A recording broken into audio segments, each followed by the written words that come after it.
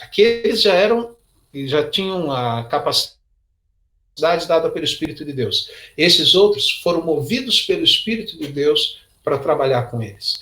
E não é diferente hoje. A gente está construindo o tabernáculo de Deus. A igreja do Senhor Jesus Cristo é chamada no Novo Testamento desse tabernáculo, ou templo do Espírito Santo, em Efésios, em 1 de Pedro.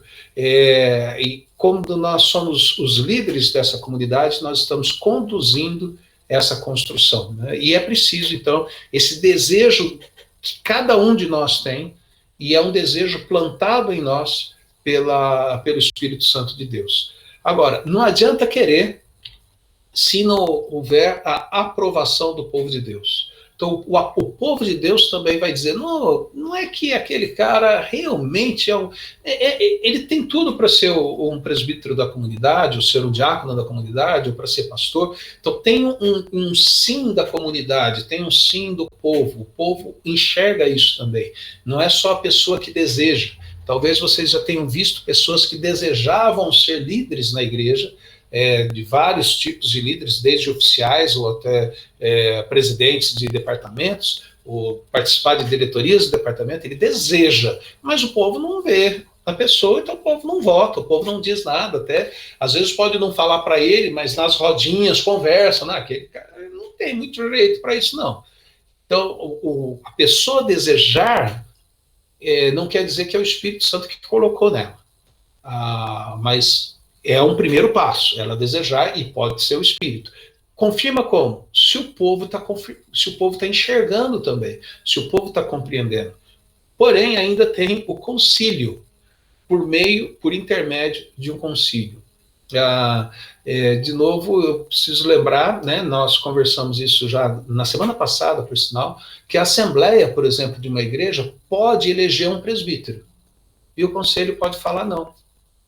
Né? Chega lá no conselho, ou o meio, de alguma forma foi feita alguma coisa errada, então o conselho julga da legalidade do processo e vê que houve algum erro, cancela o processo. Ou conversa daí com o eleito, e o eleito mostra, naquele exame antes de ordenação, mostra que não é capacitado para o cargo, e o conselho fala, não, então você não vai ser ordenado. Não, mas peraí, a Assembleia votou, o povo disse, houve a aprovação do povo. Mas a nossa igreja é uma igreja conciliar. Quem governa a igreja é o concílio. E o conselho é um dos concílios. A Assembleia não governa a igreja. A Assembleia responde quando convidada pelo conselho, quando chamada pelo conselho para se manifestar. Mas ela pode até eleger oficiais, porém ainda o concílio tem autoridade e dever, por ter autoridade, de julgar se foi correta ou não a escolha, tanto no seu processo quanto na pessoa escolhida.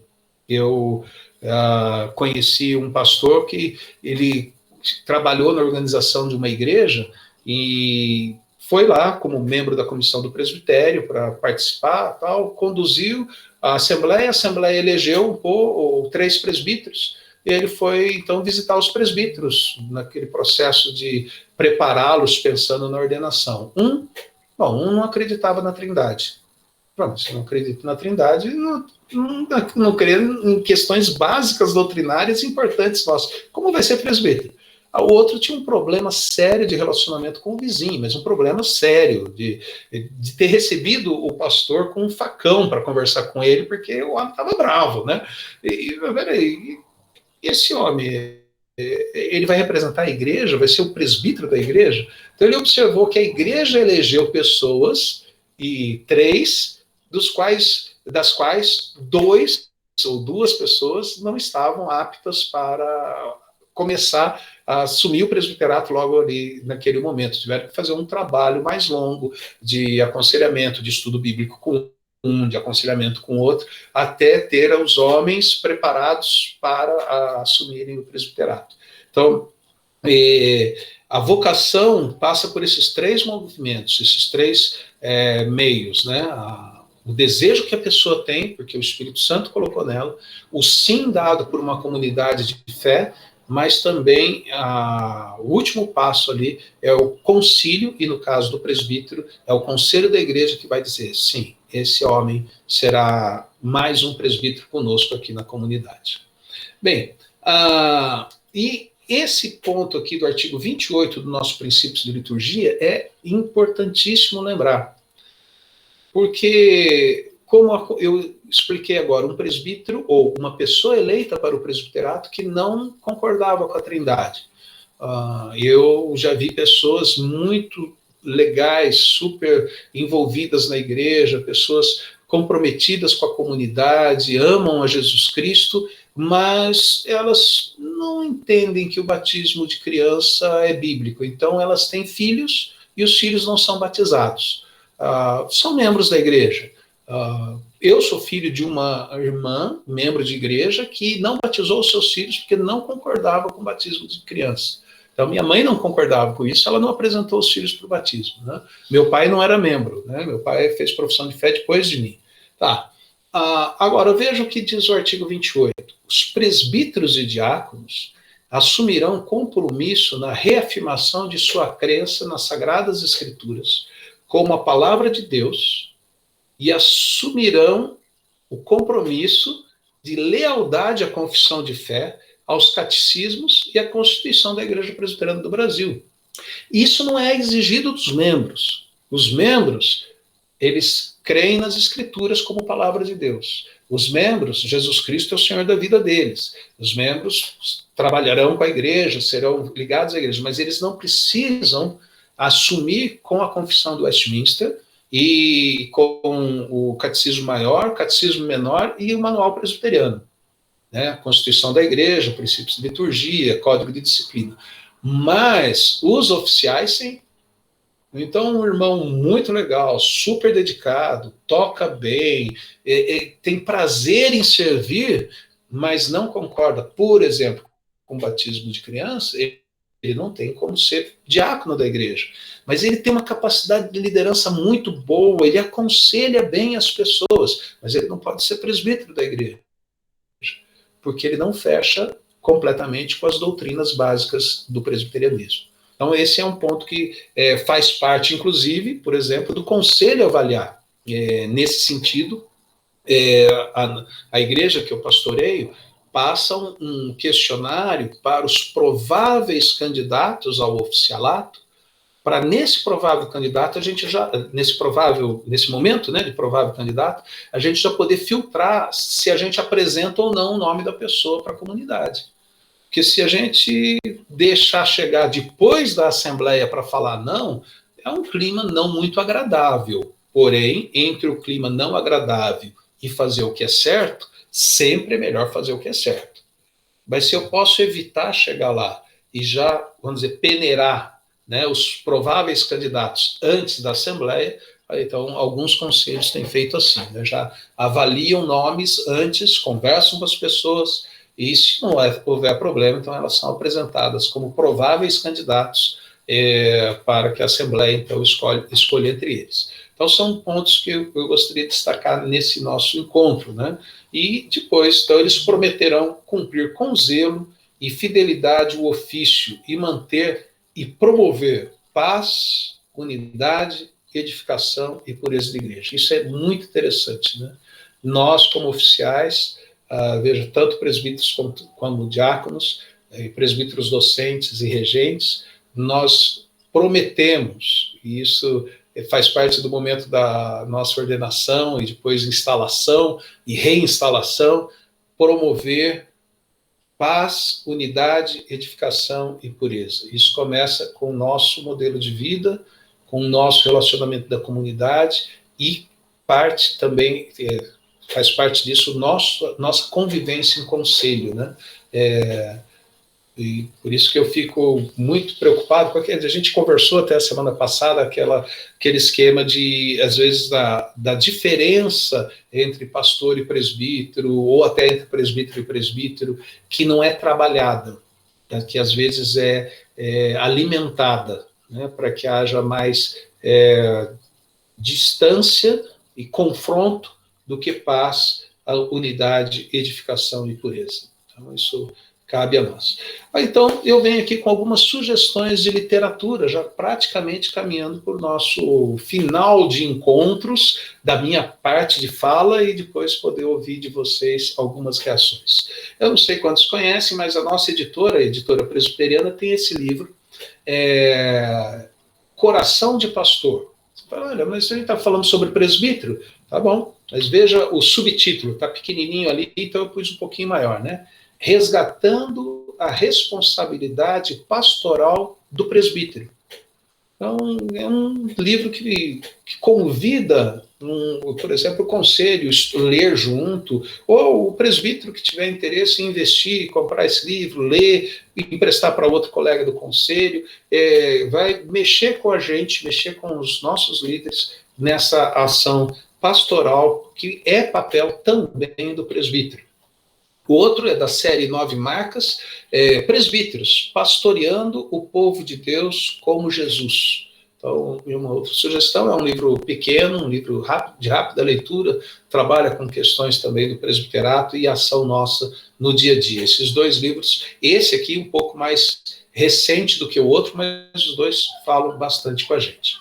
O CEIBEL, que é o curso por extensão do Instituto Bíblico Eduardo Lane, ele tinha um livretinho sobre que era Servos Fiéis. E esse livretinho foi transformado também num curso online, né? E tem tanto curso para diaconato, para diáconos, quanto para presbíteros, né? Então, esse é uma outra dica minha de curso, né? Ou de estudo.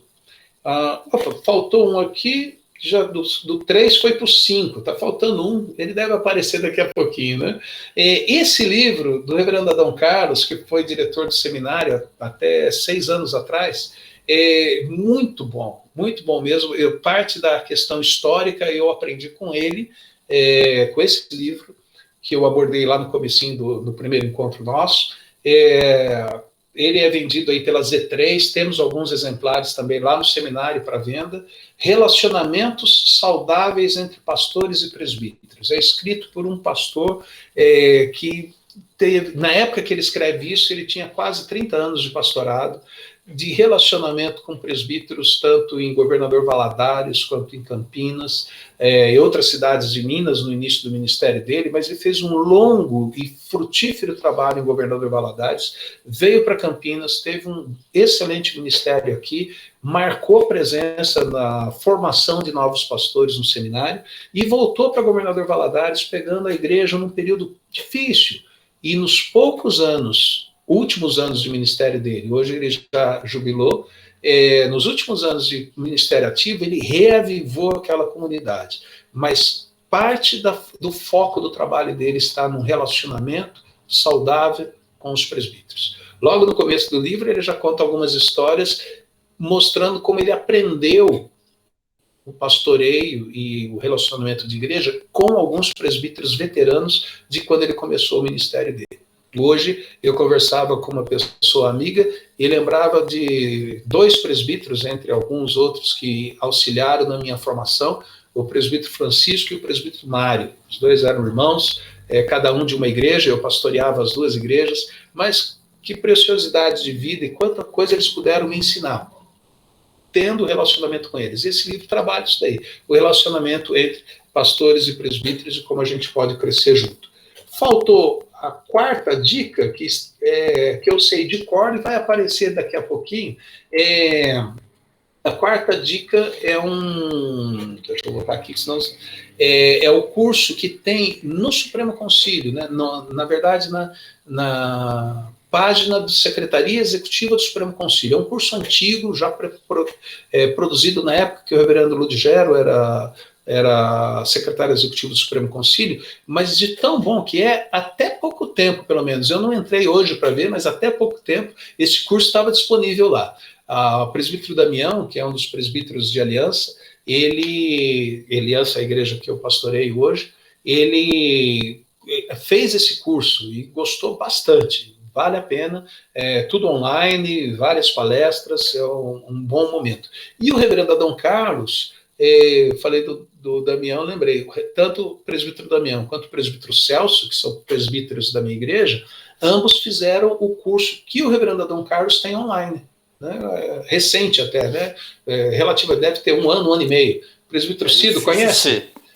Eu fiz o curso. Gostou? Rapaz.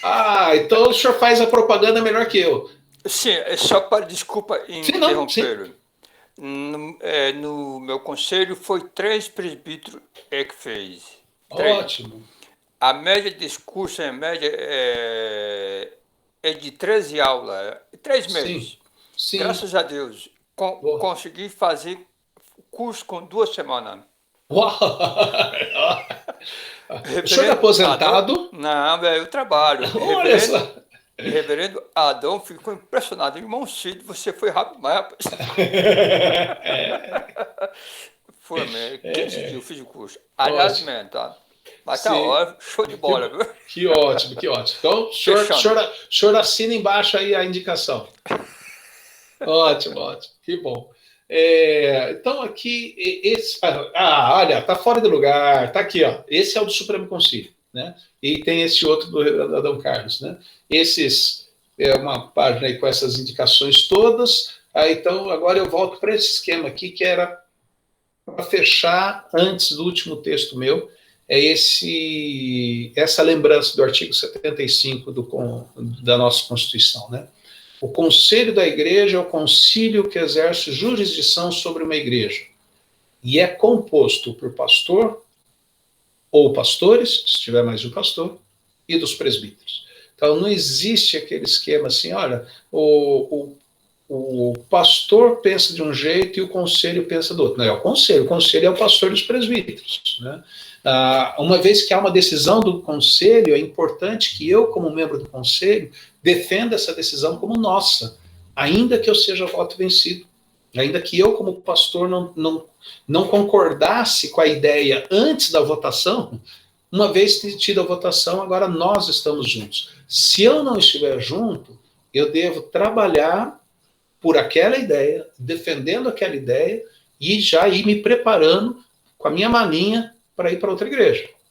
Porque eu não posso alimentar uma divisão porque eu fui voto vencido. E daí vou numa reunião de oração, né, muito piedosamente, precisamos orar, oremos lá, tal, porque o pessoal está com umas ideias aí que vocês nem imaginam, né? Mas o pessoal toma umas decisões, porque o conselho pensa, quando eu falo o conselho pensa, eu me tirei do conselho. Eu teria que falar, nós do conselho pensamos assim. É diferente. E às vezes não é só o pastor que pode fazer isso, às vezes um presbítero pode fazer. Um presbítero pode não concordar com uma decisão do conselho e começar a dizer, não, porque o conselho é o pastor e os presbíteros. Uma vez tomada uma decisão, como a gente trabalha pela paz e pela unidade, nós trabalharemos juntos, né? Isso é muito importante. E usar dos recursos corretos para uma possível alteração da decisão. No caso do conselho, conversar dentro do próprio conselho, votar de novo, trazer o assunto, mas levar para fora uma opinião diferente, dizendo eles pensam assim e eu assado, eu já dividi. E quando eu dividi, eu ensinei a igreja a ser dividida. E um conselho dividido vai ser igreja dividida, já viu, né?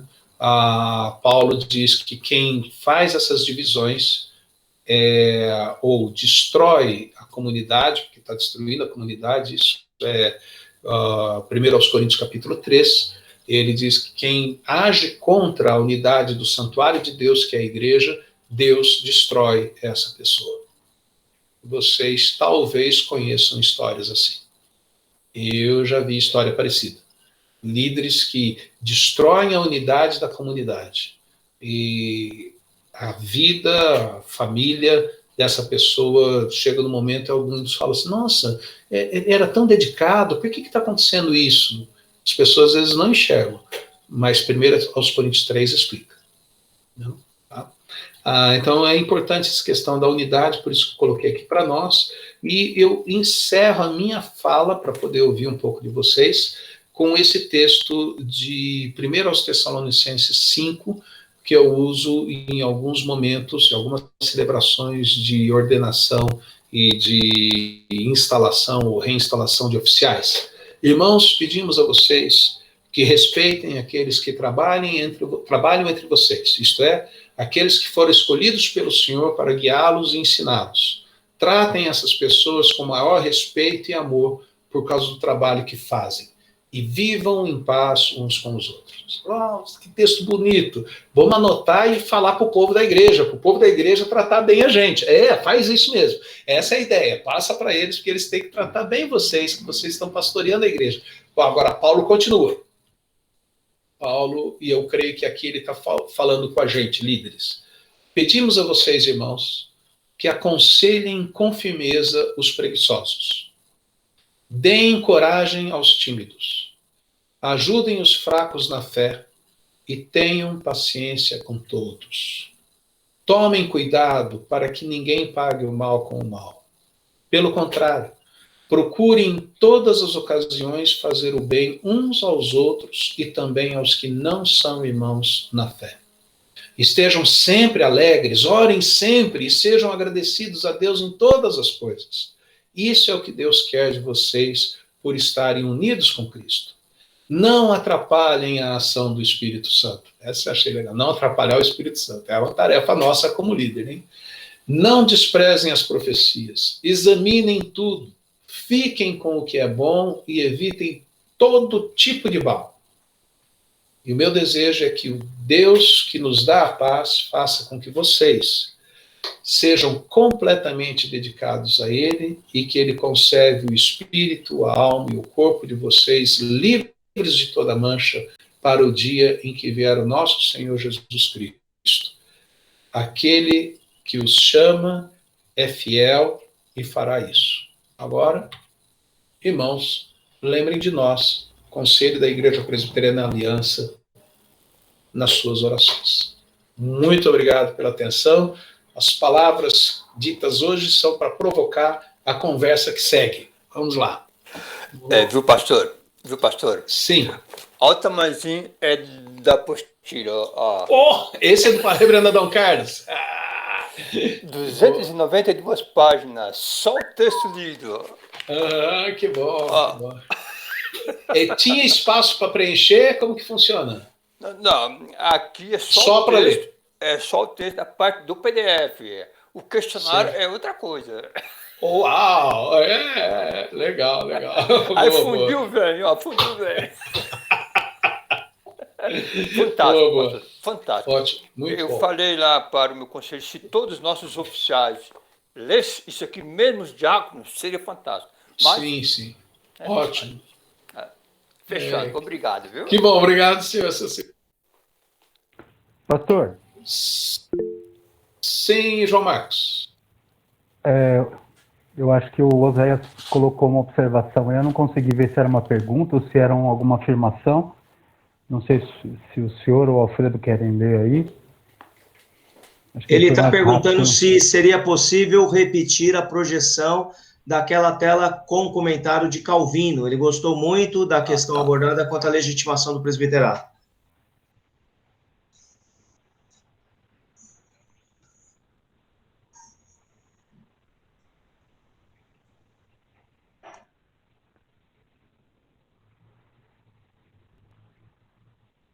O microfone do pastor Carlos está fechado. Isso, obrigado.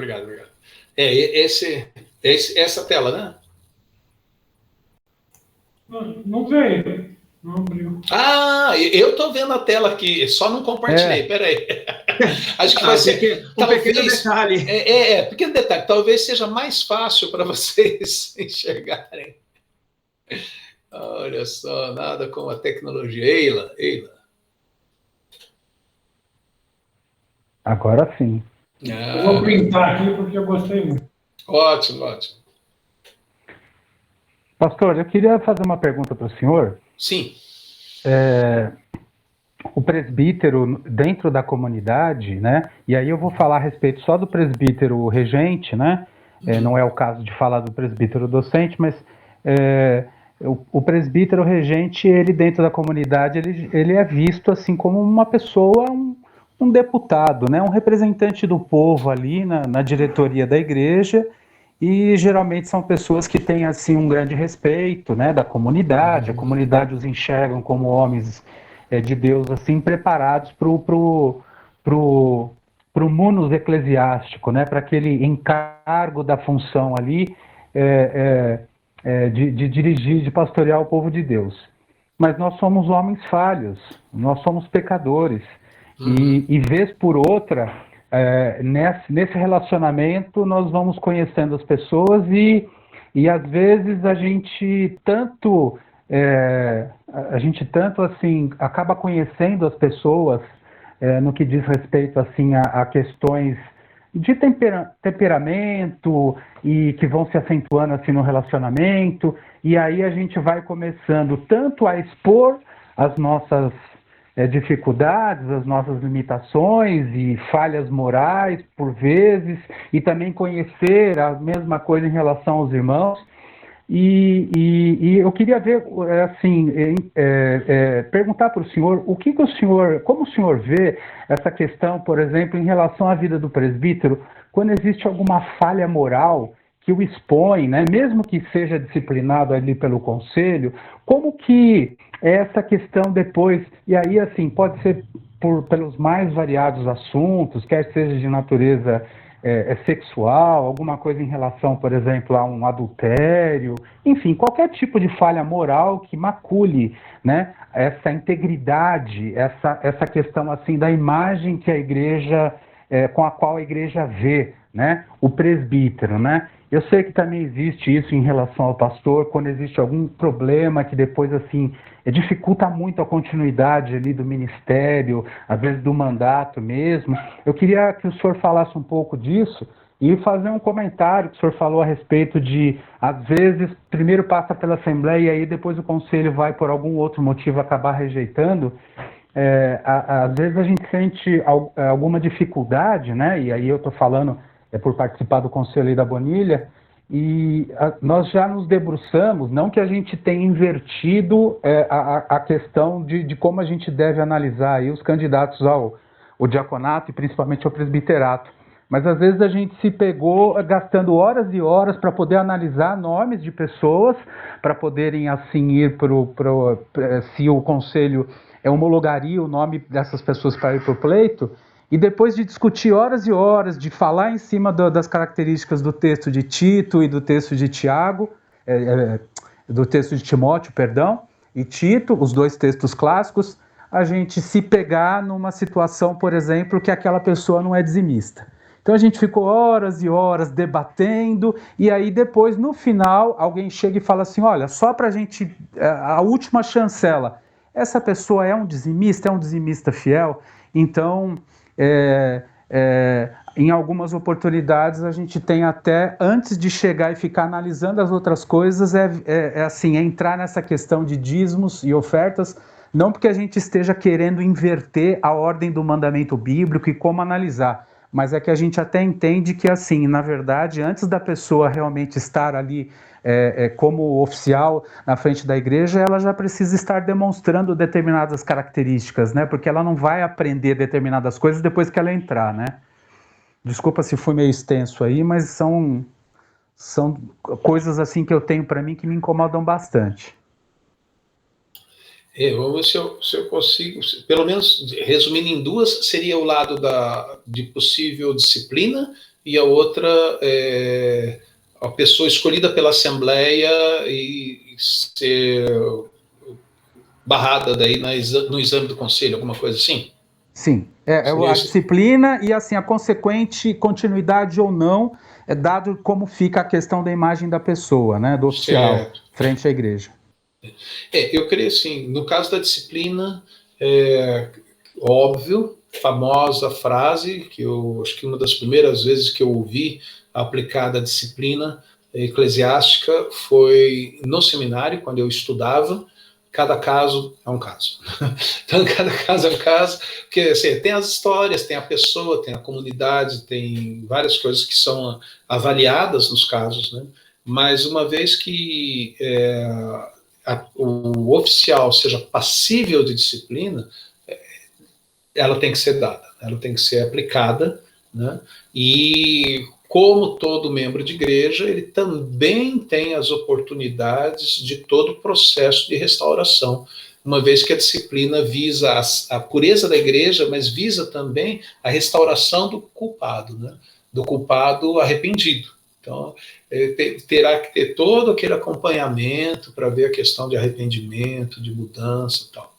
Agora, como cada caso é um caso, há momentos, há comunidades e há casos disciplinares em que, havendo arrependimento, haverá a restauração à membresia, se ele acabou sendo até excluído, ou a ceia, se ele acabou sendo afastado, mas continua ainda a ideia de cada caso é um caso, eu entendo, e o prazo, inclusive, e como ser trabalhado, e cada comunidade deverá haver, de uma possível nova eleição.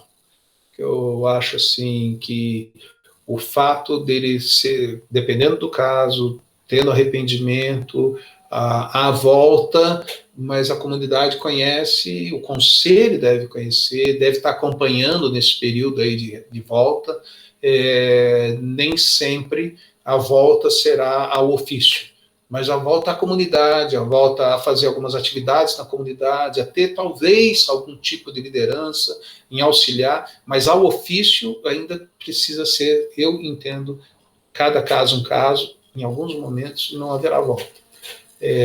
Eu acho, né?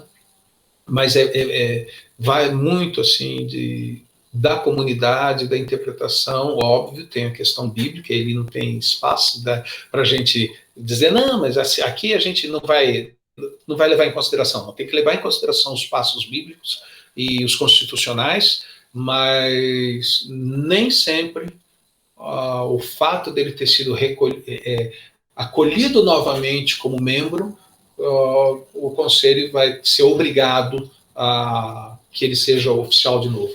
Às vezes, o conselho pode até achar que sim. Às vezes, a comunidade vai achar que não. E ele não vai ser eleito. Ele não vai ser eleito.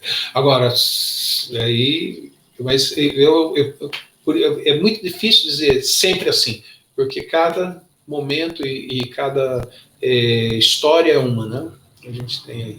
Agora, no último encontro nosso, que eu trabalhei rapidinho com o artigo 50 da Constituição, e daí fui para Atos capítulo 20, o artigo 50 diz que o presbítero regente é o representante imediato do povo, esse deputado, essa pessoa, né? E lembrando que ele é representante do povo, sim, mas não para fazer a vontade do povo. Então, daí, quando a gente foi para o Atos 20, né, ele é o líder da igreja que pertence a Deus. Então, quem manda na igreja não é a Assembleia, é Deus, né? E eu tenho que ter a sensibilidade para, conhecendo a vontade de Deus, dizer sim para a vontade de Deus sempre. E isso quer dizer que, às vezes, eu direi não para a vontade da comunidade.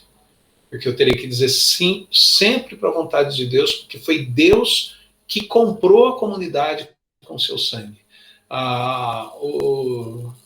O Godofredo, não tem Godofredo em Vila Bonilha, né? O Godofredo é o maior dízimo. O Godofredo, o bisavô dele foi o fundador, o avô fez não sei o quê, doou os bancos, a aparelhagem de som, o Godofredo é que deu, tudo é muito maravilhoso, tal, tudo. Mas isso não faz com que o Godofredo tenha feito a igreja, muito menos a família dele. Todos eles foram instrumentos divinos para que a igreja existisse, porque para a igreja existir, Jesus Cristo pagou alto preço, Deus derramou seu Espírito Santo, esse Espírito Santo que move as pessoas para crerem em Jesus e, sendo servas de Jesus, formarem a igreja, ou continuarem a construir a igreja de Jesus Cristo, como instrumentos de Jesus. Então, quem manda na igreja é Jesus, e não a Assembleia da Igreja, e muito menos o conselho. Mas daí o conselho deve ser homens que são homens, pastores e presbíteros, que têm essa intimidade com Deus para, na comunhão deles, definirem, não, isso é para onde a nossa igreja vai, segundo a vontade de Deus. E eles são representantes da igreja, que foram escolhidos dentro da igreja, pelos membros da igreja. mas daí o conselho vai ouvir Deus. Né? E isso também faz com que, às vezes, não seja agradável a posição do presbítero, né, e do pastor, porque vai ter que dizer um não, um sim, contrário à vontade de um grupo, que às vezes até parece ser maioria, mas vocês sabem, às vezes é a maioria do barulho, não a maioria de números, né? Mas isso é normal, isso é a história da humanidade, né? E às vezes a gente fica assim, não, mas como que ele... Não, se for a vontade de Deus, vamos nela, porque é preferível ter a humanidade toda, né, os 7 bilhões de pessoas contra nós, do que ter Deus contra nós. Importante isso que o senhor falou. Seria, e não é crítica, muito pelo contrário, mas seria muito bom se também fosse levado isso nos níveis dos presbitérios em relação a pastores, né? Infelizmente, a gente vê que muitos presbitérios, e eu já tenho 55 anos e já vi bastante, agem de uma maneira muito protecionista, né? E não levam essa palavra a sério. Infelizmente, eu concordo, irmão, com o senhor, tá? Infelizmente, tá? Eu tenho um temor, assim, nessas horas, porque eu fico imaginando, são os pastores daquela região, com um presbítero de cada igreja, reunidos e invocando o nome da Santíssima Trindade e orando para conduzir o povo de Deus naquela região. E agora a gente vai fazer alguns acertos aqui, conversar aqui. Peraí, vamos devagar. Como que é essa questão dos acertos? Como é essa questão das ideias? É vontade de Deus? É isso que eu estou trabalhando? Tem base bíblica? Está dentro da nossa Constituição? Nós estamos caminhando bem? Então, Marcelo e Presbítero Cido, eu concordo com os irmãos, nós temos que cuidar no presbitério, no sínodo e no Supremo Concílio, para lembrar que a igreja é de Deus. É de Deus. É desumano, às vezes, a gente achar que a pessoa não tem direito de se reerguer. Mas a gente pensa assim, até que ponto e até onde a gente vai dar oportunidade para um presbítero ou mesmo um pastor se reerguer, como pastor? De repente, cara, deixa ele se reerguer, mas que vai ser corretor de imobiliário, que vai ser advogado, professor de matemática, que vai ser gerente de loja, gerente de vendas. Pô, advogado, Marcelo? Ou advogado, né? Ou eu falei gerente de vendas também, que sou eu. Ou qualquer outra coisa, porque, de repente, parece que é uma questão assim, não, tem que ser sempre. E, às vezes, sabe, eu não sei... Eu sei que a gente tem, eu sou fruto, né, de muitas vezes ter tido perdão também por questões de coisas que eu fiz, mas eu acho que chega um momento que a pessoa tem que falar, não, eu vou fazer outra coisa, eu vou dar aula, porque o pastorear, ele acaba, eu acho que trazendo uma bagagem consigo que você tem que ter o exemplo, é difícil a gente, eu acho que você tem aí as marcas vão ficando, né? Quando você está muito carimbado, você não consegue mais trabalhar naquela função. É que alguns tipos de erros, assim, né, pastor, irmãos, parece que eles maculam de tal forma a vida da pessoa que, por exemplo, se a pessoa tem algum tipo de problema relacionado à vida sexual, alguma coisa ali, assim, voltada para adultério, alguma coisa assim, depois, como é que as pessoas vão olhar para essa pessoa e vão ver uma pessoa íntegra para o aconselhamento, né? E assim, como que vão olhar para essa pessoa e vão falar, não, olha, eu estou com um problema no meu casamento, mas eu vou falar com o presbítero tal, ou o pastor tal, até mesmo que seja, mas assim, você sabe que a pessoa já derrapou naquela área ali, é como se parece que tivesse ali um pedaço ali daquilo que a pessoa poderia, a rigor, ajudar, enfim, orientar, né, pastorear, a rigor, aquele pedacinho você vai falar assim, olha, tem uma manchinha no currículo que aqui essa não vai me permitir chegar e abrir o coração, enfim, pedir um aconselhamento, porque eu sei que a pessoa mesmo já teve dificuldade com isso, né? Eu acho que é mais nesse sentido, né? Claro que eu creio no perdão de Deus, na restauração, mas é que, assim, essa coisa de estar à frente da comunidade, essa coisa de ser modelo, de ser exemplo, ela é uma coisa, assim, muito séria, né? E, às vezes, algumas pessoas, quando, assim, tem algum tipo de problema, tem coisa que é muito difícil, tem situações que parece que são muito difíceis a pessoa chegar. Ela, em outras palavras, ela nunca mais vai ter uma folha em branco, né? Uma ficha branca. Ela vai ter sempre uma anotaçãozinha lá. Viu, João? Fazendo só uma coisinha, pastor, desculpa, fazendo aqui veio uma piadinha legal, né? É mais ou menos assim, Davi era rei, né? Era uma ditadura, ninguém, não tinha eleição, mas com certeza, depois de tudo que aconteceu com Berseba e Urias, com certeza nenhum general com mulher bonita, quando saísse a guerra, ia deixar a mulher solta tomando banho no telhado. Fala, meu. É bem possível, bem possível. Agora, isso é interessante, sim, lembrando que todos nós, né, pela graça de Deus, temos a folha em branca, porque o sangue passa por ali, o sangue de Jesus passa por ali, e eu diria até diariamente, para não escandalizar, então falar pelo menos uma vez por semana, a gente para diante de Deus e tem que pedir perdão por algumas coisas que fizemos, né? Então, assim, nós, como somos pecadores, dependemos da graça de Deus e do seu constante perdão para continuarmos numa vida como instrumentos úteis na mão de Deus. Porém, realmente, há atitudes e há pecados e, inclusive, repetições de pecados e que nos tornam incapazes ou incapacitados para desempenhar o nosso ministério como pastores, como presbíteros de uma comunidade. Mas eu penso até assim que, por exemplo, né, como a gente leu ali, que nós temos que promover a paz. Se eu sou um que promova a discórdia, eu estou talvez tão grave quanto, ou talvez tão grave, pelo menos tão grave quanto ao irmão que adulterou, porque eu estou provocando a discórdia no grupo.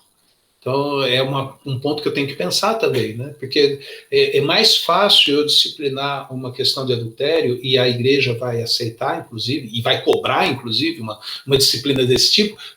Hoje, século XXI, tem comunidades que não compreendem assim, para minha tristeza, para a tristeza dos irmãos também, comunidades que são mais, vamos dizer, mais soltas e que não observam a seriedade das escrituras nesses pontos. Porém, o manuseio com dinheiro, né, um líder que está diretamente em dívidas e que não consegue administrar o que tem, mas ele vota o orçamento da igreja. Ele vota o que a igreja vai fazer com as finanças, né? Um líder que mente, né? Mas peraí, você tem que entender que na minha profissão eu tenho que mentir. Tudo bem, você tem que mentir na sua profissão, então ou muda de profissão, ou muda o estilo de profissão seu, mostra que é possível ser cristão na profissão. Porque como que eu posso, né, usar da mentira como sendo um cristão? Né? E isso é passível de disciplina, né? Eu não sou uma pessoa má, mas eu trago muitas histórias dos outros, né? Fofoqueiro, né? Levítico diz que se eu sou um fofoqueiro ou um mexeriqueiro, eu estou atentando contra a vida do irmão. É o famoso versículo que termina dizendo lá, amar o próximo como a si mesmo, né? Não ande como mexeriqueiro, porque estará atentando contra a vida do irmão, mas ame o próximo como a si mesmo, que é o segundo maior mandamento. Eu vou quebrar o segundo maior mandamento, sendo mexeriqueiro, sendo um fofoqueiro, ainda que seja pedindo oração, né? Irmãos, precisamos orar pelo irmão lá, que ele está com problema no casamento. Pô, mas não era para contar que ele estava com problema no casamento, mas eu não aguento segurar as histórias dos outros, eu tenho que contar as histórias. É tão bom estar no conselho que eu sei a história de todo mundo. Então, mas peraí, não é o lugar dele o conselho, ele não pode estar no conselho, ele pode ser um membro da igreja, mas ele chegou no conselho, ou ele muda ou ele cai fora. E se ele não pedir para sair, a gente vai tirar. Por quê? Porque ele está atentando contra a unidade do conselho e contra a unidade da igreja, e está indo contra o mandamento da palavra. Tão grave quanto adultério, né? Porém, na nossa sociedade, o adultério é muito mais fácil a gente ter o argumento para disciplinar do que esses outros pecados, né, que são tão graves quanto, né, porque atentam contra a santidade, atentam contra a pureza da igreja, a unidade da igreja. Então, mas a gente daqui a pouco é o que diriam, né? Quem vai apagar a luz, né? Porque é o último que vai ficar, né? Mas assim, como a gente reconhece, nós somos pecadores, dependentes da graça de Deus, e lutamos com as nossas fraquezas, e inclusive entre nós, dentro da comunidade, ou entre alguns irmãos mais chegados, nós temos os companheiros de oração por aquelas lutas, seja a nossa própria esposa, seja alguma pessoa, porque a gente sabe que a gente não pode ser daquele jeito, e a gente sabe que a gente está no processo da santificação. Agora, alguns são realmente... deviam estar fora do conselho ou do pastorado, né? Quando a gente vê algumas histórias por aí. Seu Cido quer falar. Vai lá, seu Cido. Reverendo, é uma experiência que eu vivi aqui já há um tempo atrás. Alguém chegou para mim falando, irmão, o casal fulano de tal está com problema no casamento. Eu falei, tá bom. Mas eu já sabia dos detalhes. O que eu fiz? Eu cheguei para o meu pastor e falei, reverendo, o casal fulano de tal está com esses problemas, está com problema no casamento. O que é, irmão filho? Eu falei, reverendo, com todo respeito ao senhor e ao casal, prefiro que o senhor visite eles. Pastor, ele não conseguiu nem entrar no portão da casa do casal, de tão sério que estava a coisa, tá? Isso que o senhor disse aí é fato. Bater língua, faz isso não, amigão, né? Faz isso não, tá? Isso é coisa séria, mano, né? Tá. Rebelião ou feitiçaria, né, pastor? Rebelião ou feitiçaria? Isso existe também. Quando Samuel puxa a orelha do Saul, né? Que o pecado de rebelião é como de feitiçaria. É isso aí. Lembrando, num caso como esse, né, que o presbítero Cido compartilhou conosco, também poderia, antes de ter contado para o pastor, ter tentado chegar no casal. Mas, se o casal estava desse jeito... Falei, não vou, não. Mas porque, como nós vimos na Constituição da IPB, né, o presbítero traz ao conselho as questões que ele não conseguiu resolver, né, mas para ele não conseguir, ele tentou, né, mas tem casos que às vezes nem não dá nem para tentar, né, irmão Cido? O pastor, sim, só voltando um pouco àquela segunda parte da minha pergunta, só dando uma melhorada nela, quando, assim, existe espaço para que se exija determinadas qualidades, que não se abra mão de determinadas qualidades ao se homologar um nome para concorrer ao presbiterado, ir a pleito, né, na Assembleia, ou existem coisas das quais assim não se deve abrir mão, ou se mesmo que você veja algum tipo de falha, alguma falta de alguma qualidade, você pode, de repente, sob certas condições, chegar e abrir o espaço para a pessoa para ver se, ao estar ali no meio dos outros, tudo, se a pessoa acaba desenvolvendo. Porque, às vezes, o que a gente vê, por exemplo, essa questão que eu falei a respeito do dízimo, é uma questão muito séria, né? Eu, particularmente, e não é só porque eu sou tesoureiro da igreja, mas às vezes é muito complicado você começar a entender como que a pessoa vai desempenhar determinado papel, aí quer seja no presbiterato ou mesmo no diaconato, sendo que assim ela vai estar à frente do povo liderando, mas assim a rigor ela ainda não tem entre aspas, né, o órgão mais sensível do bolso, né, do corpo, perdão, que costumam dizer que é o bolso, ainda parece que o bolso não está convertido, ou seja, é como se aquela questão da piedade dela tivesse uma certa reserva. Reserva é no sentido do bolso, ou seja, eu falo que eu estou disposto a servir a comunidade, mas o meu dinheiro, né, eu não consigo mostrar a gratidão, né, que eu tenho em relação a Deus, assim, entregando o dízimo, né, dedicando uma parte do meu sustento para poder ajudar no sustento ali da comunidade. Pastores e missionários, enfim, todos aqueles que dependem ali do sustento da obra do Senhor, né? Existe esse espaço para, de repente, você, não digo fazer vista grossa, mas você, de repente, dar uma oportunidade para que a pessoa, no decorrer ali, acabe aprendendo, ou certas coisas a gente já deve refutar logo de cara e falar, não, se for assim, não dá, e já barra ali.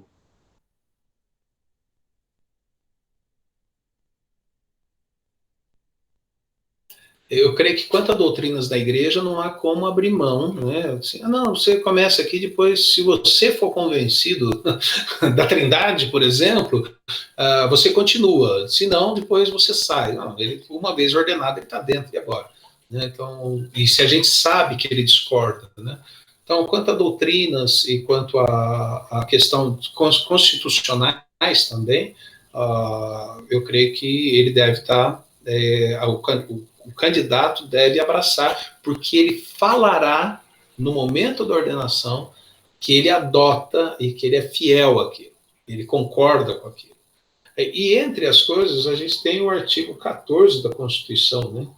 Que é muito bonitinho, o artigo 14, eu ia mostrar na tela, mas acho mais fácil pegar aqui, né? São deveres dos membros da igreja, conforme o ensino e o espírito do nosso Senhor Jesus Cristo, letra A, letra B, letra C, sustentar a igreja e as suas instituições moral e financeiramente. Então, se é dever do membro sustentar, o líder, né, moral e financeiramente, mais ainda, né? Porque o líder é um modelo para a comunidade. Então, nesse caso de contribuição, é sério. É óbvio que, às vezes, há comunidades que não interpretam a validade do dízimo para os tempos atuais, para o século XXI, por causa do jeito que eles leem o Novo Testamento. Eu leio de uma forma que o dízimo está falando, está ensinado para mim ali, então eu sou dizimista, né, e ensino o povo a ser dizimista. Peço que o povo da minha igreja seja dizimista.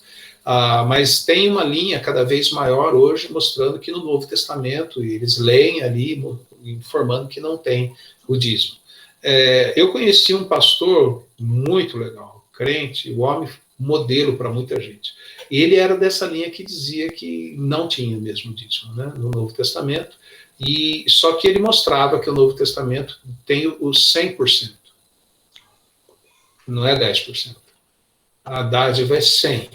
E se é 100% e eu não posso, não dá para eu dar tudo e ficar sem nada, né? Então eu tenho que ver alguma coisa aqui entre os 100%, né? E ele, pessoalmente, ele dava 30%. Né? Era a opinião dele. E daí eu conheci um outro pastor de outra geração, da minha geração, esse já é até falecido, esse que eu falei. Tem um livro dele sobre contribuição, é um estudo em 1 Coríntios 8 e 9, excelente. É um livro já esgotado, mas muito bom, vale a pena. E ele trabalha isso lá. E um pastor da minha geração que pegou essa ideia, e ele contribuía 30% por gosto, por decisão dele, né? E pastoreou uma igreja que havia pessoas, líderes da igreja, que tinham uma condição financeira muito melhor que a dele, e que quase que não contribuía, não contribuía mensalmente. Não contribuía mensalmente. E ele continuava dando os 30%, porque ele achava que ele tinha que devolver para Deus alguma coisa que mostrasse a gratidão dele pelo que tem feito na vida. E gerenciava os 70% em nome de Deus. Era de Deus, então ficava na mão dele, tinha que dar um jeito, né? Como se Deus tivesse, qual a vontade de Deus para esses 70%. Então são questões aí. Sim, Oséias. Então, só queria levantar a questão, nessa questão financeira mesmo, a questão de, eu já testemunhei em igrejas do interior de Minas, né? Uhum. Um caso de presbíteros que sustentavam financeiramente a igreja. E aí é a dificuldade do conselho, né? Como viver e vivenciar e o mesmo tolerar isso se financeiramente a igreja dependia daquele irmão ou presbítero. O inverso também é um problema. Não, A questão sim.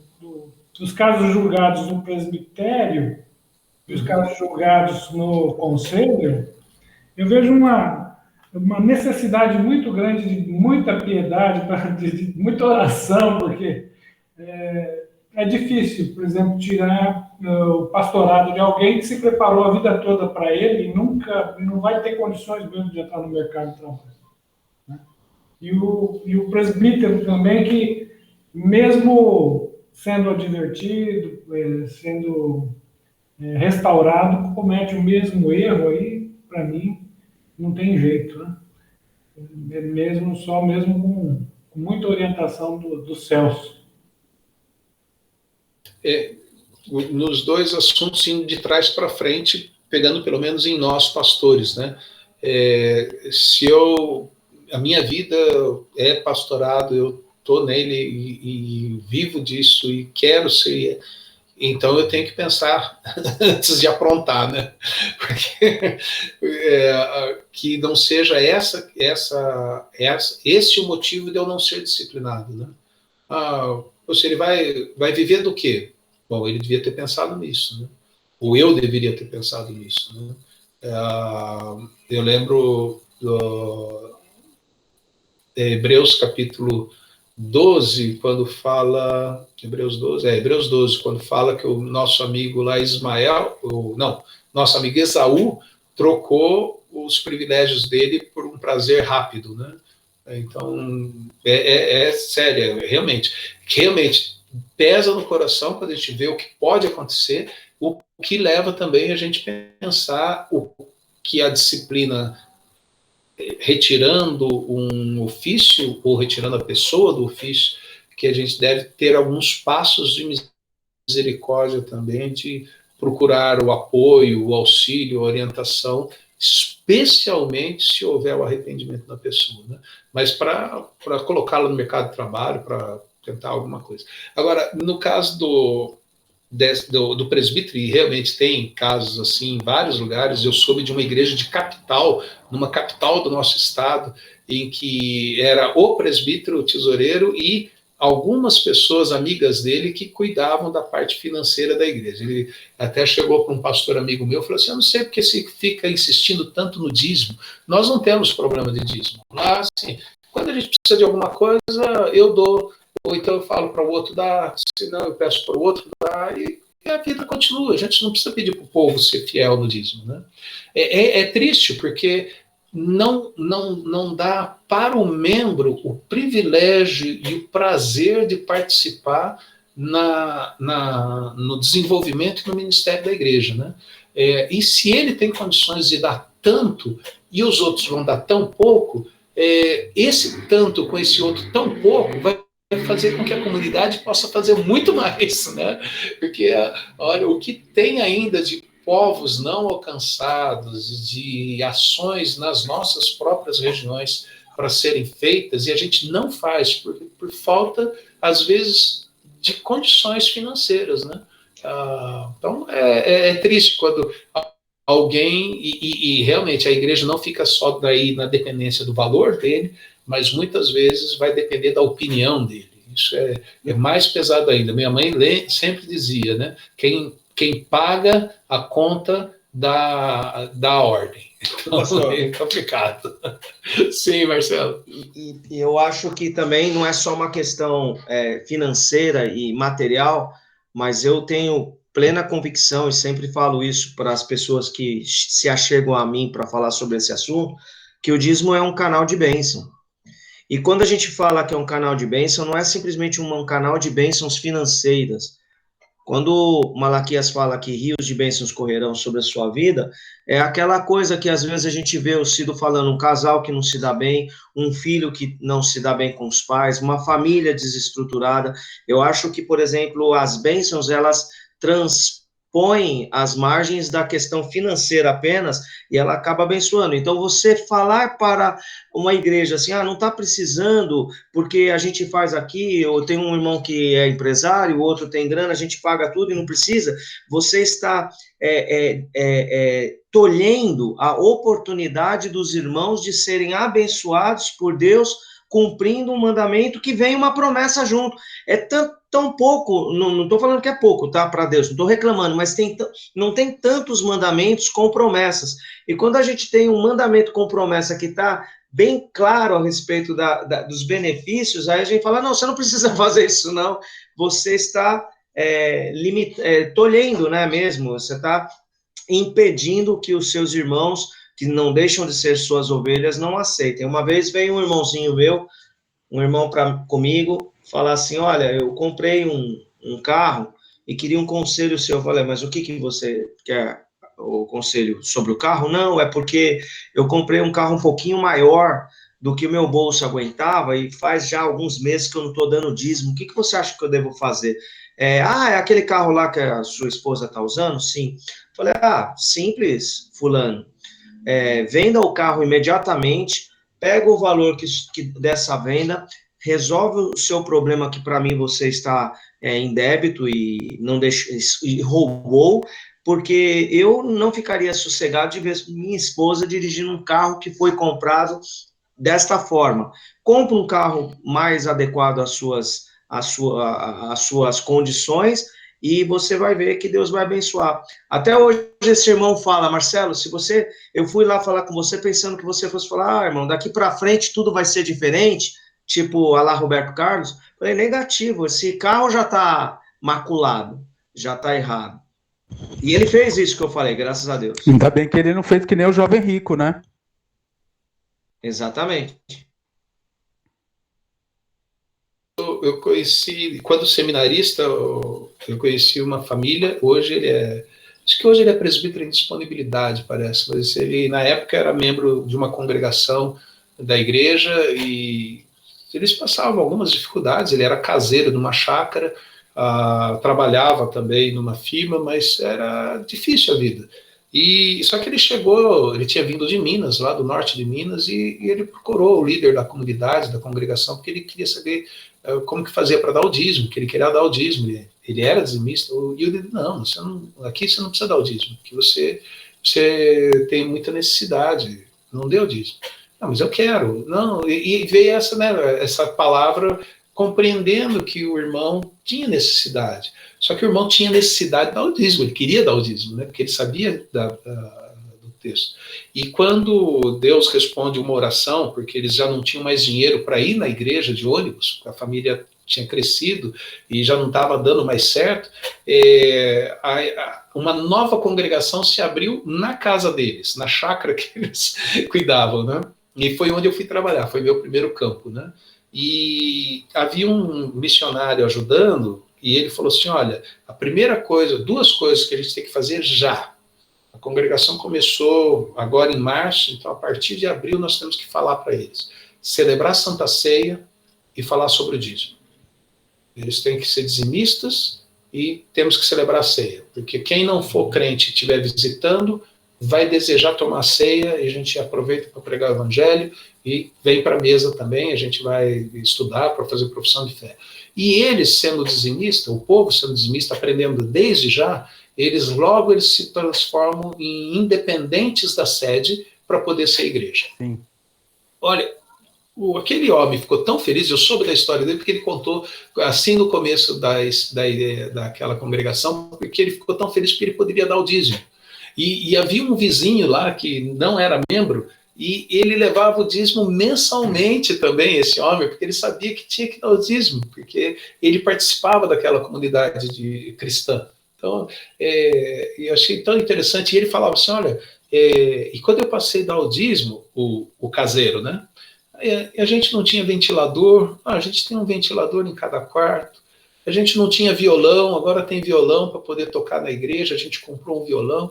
Ele foi valorizando algumas coisas que ele foi vendo que Deus foi dando, né? Foi dando condições para eles terem, mas ele vinculava esse desenvolvimento da família de facilidades e também de facilidades que abençoavam o ministério deles na comunidade, com o fato deles serem dizimistas. Então, como você falou, às vezes não é o fato de uma bênção material, de mais dinheiro ou não, né? Mas mostra que, pelo menos, alguns perigos não virão, porque o apóstolo Paulo, quando trabalha com o dinheiro lá em 1 Timóteo 6, ele nos lembra que o amor ao dinheiro é a raiz de todos os males. E um dos fatores de eu não querer contribuir é esse meu apego ao dinheiro e às coisas. E outros males virão junto, né? E outros males virão junto com isso.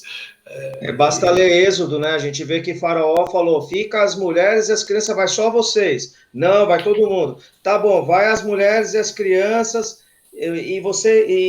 Não, ele fala, vai as mulheres, então. Não, vai todo mundo. Tá bom, vai as mulheres e as crianças, mas o gado fica. Não, vai tudo. Então, o diabo, ele tenta pegar a família, tenta pegar você, e quando ele não vê que não tem mais jeito, a última âncora que ele tem é o teu bolso, que é o gado.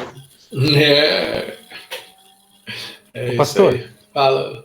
Eu sei que talvez o nosso tempo esteja um pouco estourado. Opa, o senhor já viu que eu gosto... O senhor viu que eu já não gosto de fazer pergunta muito polêmica, né? Não, estou sempre tranquilo. Eu queria levantar mais uma questão para ver o que o senhor pensa a respeito. Será que muito do que a gente tem colhido em relação à falta de qualificação ou à insuficiência das qualidades para os nossos oficiais, e mais especificamente presbíteros, será que não, assim, muito dessa raiz aí não é em função da gente estar fazendo imposição de mãos precipitadamente, da gente estar guindando, da gente estar ajudando a corroborar que ascenda ao grupo ali da junta diaconal e o grupo do conselho pessoas que necessariamente não estão prontas, não têm as qualificações bíblicas, enfim, será que a gente não tem deixado de testar as pessoas, a gente não tem realmente provado, visto ali os frutos, será que um pouco do que a gente passa não tem uma própria responsabilidade nossa nesse sentido, de não estar sendo, assim, talvez um pouco displicentes ou nada vigilantes nesse sentido aí? Pode ser. Pode ser. De novo, é bom esse, né? Eu gosto daquela resposta que foi logo no comecinho, um dos primeiros slides. Depende. Depende, pode ser... Essa é a resposta padrão do advogado, tá? Quando faz uma pergunta para o advogado, a gente já aprende na faculdade. Oséias é bacharel, Oséias sabe disso daí. Tudo você tem que falar assim, ó, depende. Mesmo que a resposta seja única. Já manda um depende, porque ele funciona para 98%. Isso, é por aí. Porque até enquanto você falava, eu lembrava de Terceira de João, que a gente tem lá 2 homens, né? Um modelo positivo, um modelo negativo, que o negativo gostava de exercer influência, gostava de estar à frente, então era um líder da comunidade, né? O Diótrefes, né? A gente observa em Corinto, na primeira e na segunda carta, Paulo fala de líderes na comunidade, ou pessoas ali dentro que estavam atrapalhando a autoridade dele junto do povo. Então, eram algumas autoridades. Então, assim, a ideia é que não é um problema nosso de hoje, de ter líderes à frente que não deveriam estar, né? Então, isso... talvez cada época teria um motivo, ou cada época poderia aprender com a outra também para evitar, né?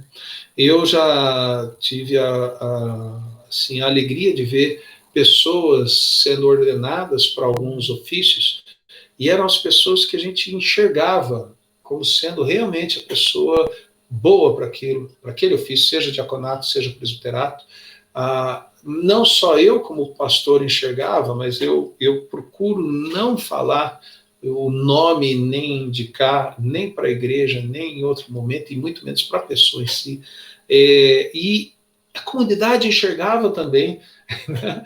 A pessoa se mostrava assim também, o conselho viu, foi ordenado e depois teve algum problema, né? Ou abandona a esposa e some, ou não dizima, e é difícil de você voltar a a prática do dízimo, que era dizimista quando foi ordenado, e de repente parou de dizimar, e agora como que faz, tal. Então, assim, a gente sempre vai ter esse movimento, sabe? Nós devemos cuidar para não impor as mãos apressadamente. Paulo alerta isso também, né? Mas com todo o cuidado que qualquer conselho tome, não é segurança de haver sempre a ordenação ou a instalação de oficiais segundo o coração de Deus e que serão bênção para o resto da vida. Então, é importante tomar todo cuidado. É importante tomar todo cuidado e sempre depender da graça de Deus, porque virão as dificuldades, virão e queira Deus que elas nunca venham por nós. Que nós não sejamos a pedra do tropeço, né? Mas o apóstolo é um versículo que a gente sempre fecha, e quando tem comunicado de disciplina, quando fala assim, parece que toda semana a gente faz isso, né?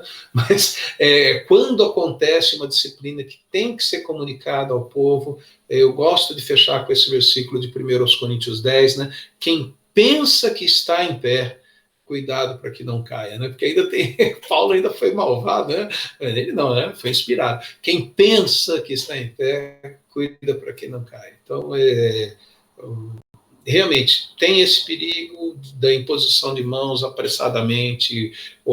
A semana passada a gente conversou rapidinho, falando de comunidades que às vezes, para não voltar à congregação, acaba ordenando alguém.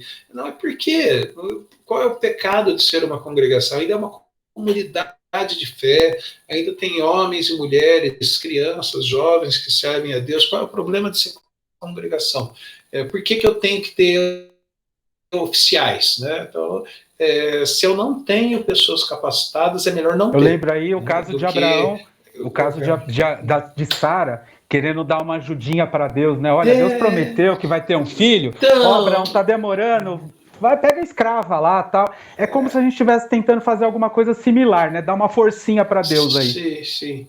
E ao invés de investir, vamos fazer um discipulado, vamos estudar com os líderes, com os prováveis líderes, vamos ter um curso como esse, né? Convidar aqueles que tenham inclinação para o oficialato, vir ouvir com a gente, ler algum daqueles livros, fazer o curso da Reverenda Dom Carlos, ter uma vivência conosco, convidar para fazer uma visita, convidar para fechar o caixa junto, né, para ver como que é a tesouraria. Não, nossa, mas tem tudo isso na igreja? Pois é, você não é dizimista, hein? Então, fazer algumas coisas assim, né, para ver se mexe com as pessoas, né? E orar, né? Orar, gostei, pastor. Essa estratégia eu gostei. Eu gostei. Então, a gente tem esse... O Marcão, não vamos usar essa estratégia, não. Porque, assim, lembrar, a igreja é de Deus, né? A comunidade é de Deus, e nós somos servos dele.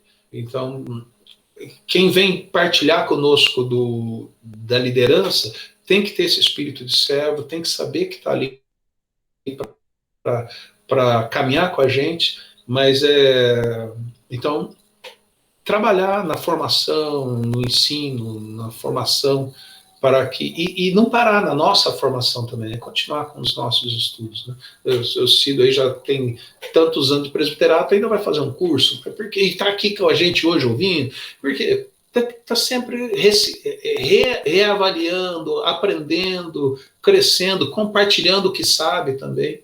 Isso é importante. Deixa eu compartilhar aqui, pastor. Uhum. Eu comento como pastor o seguinte: dentro das nossas possibilidades, vamos sempre dar curso de treinamento para a gente descobrir líderes. Não é porque nós, velhinhos, a gente vai embora logo. Vamos embora logo, não vamos? E os jovens? E os adolescentes, não é isso, pastor? a gente vai embora. Agora é pior ainda, né? O vírus é... É verdade. É isso que o senhor falou aí, pastor, precisa. O conselho tem que ter essa visão de treinamento, né, pastor? Treinamento, senão fica difícil, tá? Difícil.